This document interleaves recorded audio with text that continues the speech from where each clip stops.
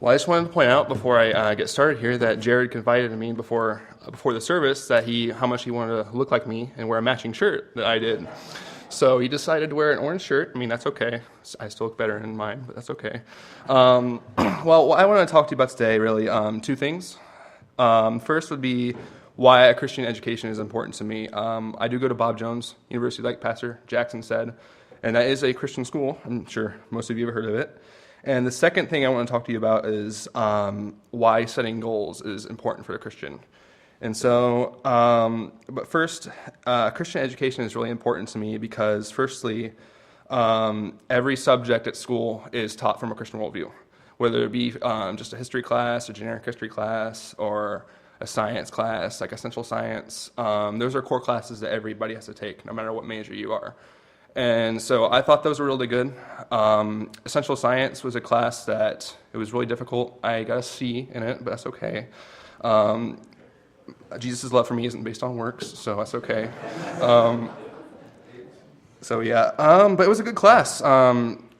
Tests didn't really show how much I learned, so they taught us about what evolution is like and what their viewpoint is and how they view life and stuff, and really Christianity, and what their mindset is, and how they taught us how to respond if we ever get in conversation with an evolutionist, what the proper response would be to that, and not just say you're wrong, but just kind of challenge their thinking a little bit, not come out and say that you're wrong, just be like, show them maybe just to challenge their thinking, understand that some of the thinking may be error or erroneous.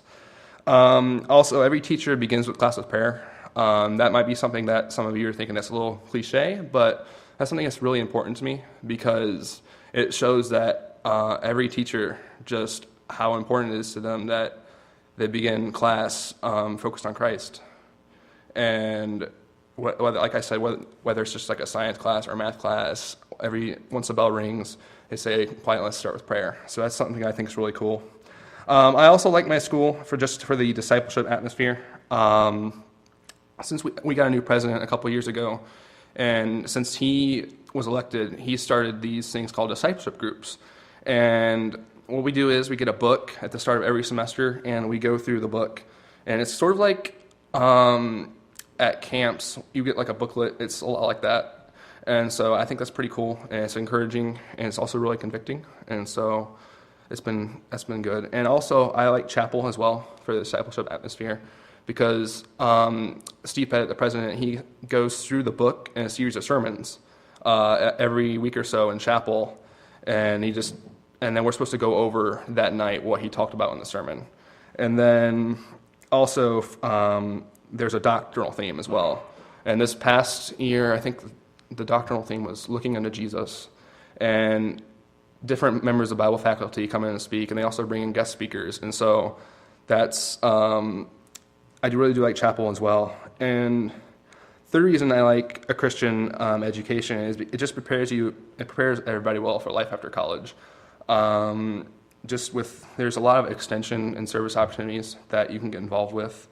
I remember, I think it was my sophomore year, Jared and I, with our society set up like a kind of an extension where we go to a detention center in the local Greenville area, and we would just go hang out with the kids there. And first I was a little intimidated. I thought they would be like really scary kids and be really mean, but they're actually really nice kids.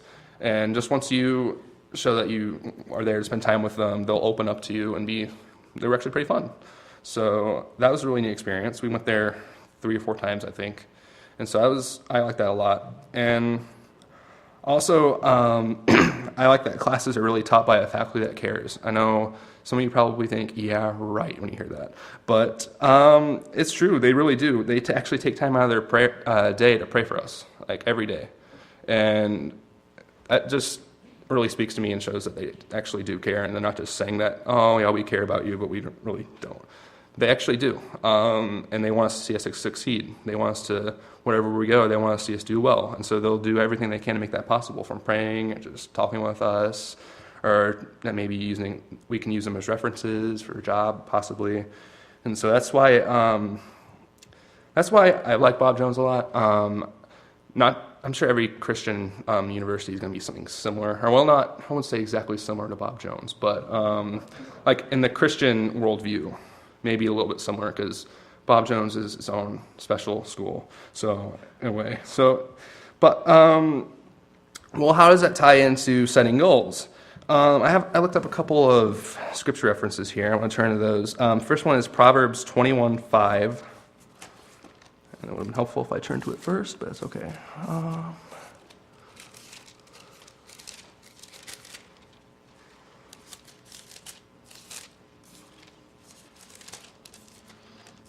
Okay. Proverbs 21:5 says, "Though the thoughts of the diligent tend only to plenteousness, but everyone that is hasty only to want." And so that just shows that if you take time to set goals and stretch yourself and plan out what you want to do with your career or your major or your life, that it would be beneficial. I'm not saying that God's going to bless you if you do that. He might, but that's something that is wise, and it's just a good idea to do if you just take time to plan out your future. And the second one is Proverbs 27:3.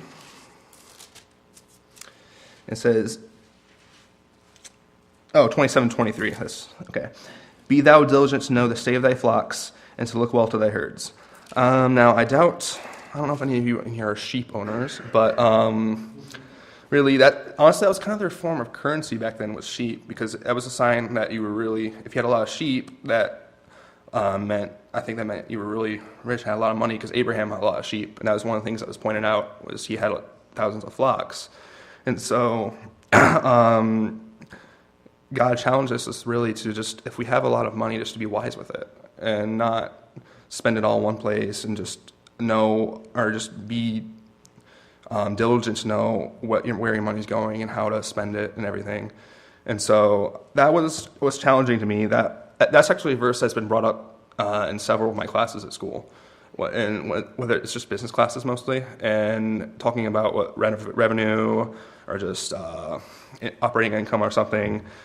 Be thou diligent to know the state of thy flocks, because in that analogy, the flocks would be revenue or something. So a company needs to be diligent and know where the money is coming from, and how they're getting it. And so that's what like a business needs to set their goals the right way. And also a person does too. And so that's what I've been really encouraged with. And so I've learned at school that if you stretch yourself, you really be kind of amazed at what you can accomplish, because there were times where I have stretched myself, and there's times where I didn't stretch myself. And I know I could have done a lot more and accomplished a lot more, but if I just pushed myself a little bit more, I wouldn't have thought it was possible. But looking back, I was like, oh, I could have actually done that, but I was too lazy to do. So don't underestimate yourself. We're all made in the image of God.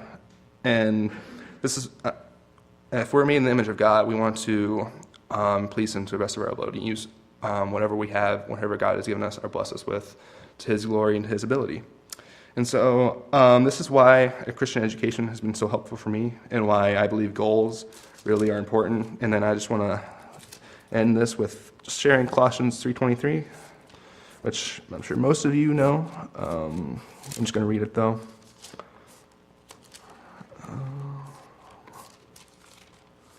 Okay. "And whatsoever you do, do it heartily, as to the Lord and not unto men." That's also one of the things I've learned, is just, especially in jobs where you might feel like it's like a thankless job. Like I felt like that with a couple of my jobs. I felt like nobody was recognizing me, or nobody really cared I was doing well, or I wasn't getting anything done. And I've learned just to not really care about that. You're not doing it to get people to notice you. You're doing it for God's glory. If you're truly a Christian, or at least that should be your goal or your mindset about it. And so that's really helped me a lot, especially with jobs, because I've worked a lot of secular jobs. And so I've worked fast food, and I also worked in the grocery store.